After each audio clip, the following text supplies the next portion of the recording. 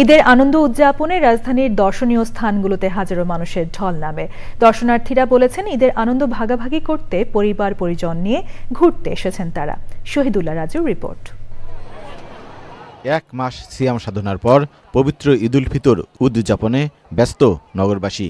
শহরের যান্ত্রিকতা পাশে রেখে পরিবারের সঙ্গে ঈদের আনন্দ ভাগাভাগি করতেই হাজারো মানুষ ঘুরতে এসেছেন রাজধানীর বিনোদন কেন্দ্রগুলোতে। অনেক মজা করছি, সিমাই খাইছি, নুডলস খাইছি, পোলাও খাইছি। এখানে ঘুরতে এসেছিলাম, ভালো এনজয় ঘুরতে এসেছি। বিমানে উঠবো, নৌকাতে উঠবো, অনেক আনন্দ করেছি। ঈদের ছুটিতে রাজধানী ছেড়ে না যাওয়ায় অনেকেই বিনোদন কেন্দ্রগুলোতে আসেন। এই সবার সঙ্গে ঈদ উদযাপন করবো, এই জন্য আমরা আসছি। আর ছোট বাচ্চা আছে, আরও বাচ্চাদের দেখে অনেক আনন্দিত হবে, এই জন্য আর কি। সবাইকে ঈদ মোবারক। সিয়াম সাধনার পরে আমরা একটা উৎসব পাই, বাচ্চা পরিবার পরিজন নিয়ে আসলে বেড়াতে আসতে ভালোই লাগে। ঈদ মোবারক। লম্বা ছুটির কথা মাথায় রেখে এবার দর্শনার্থীদের জন্য বিশেষ প্রস্তুতি নিয়েছে বিনোদন কেন্দ্রগুলো।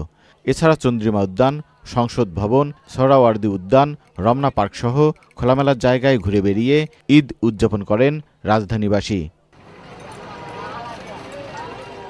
Shahidullah Raju, channel I, Dhaka.